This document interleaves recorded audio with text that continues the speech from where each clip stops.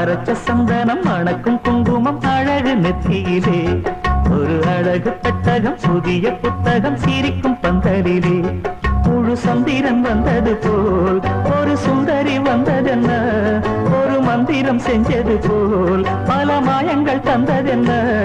இது பூவோ பூந்தேரோ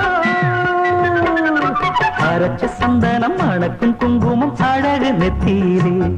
ஒரு அழகு பெட்டகம் புதிய புத்தகம் சிரிக்கும் பந்தரிலே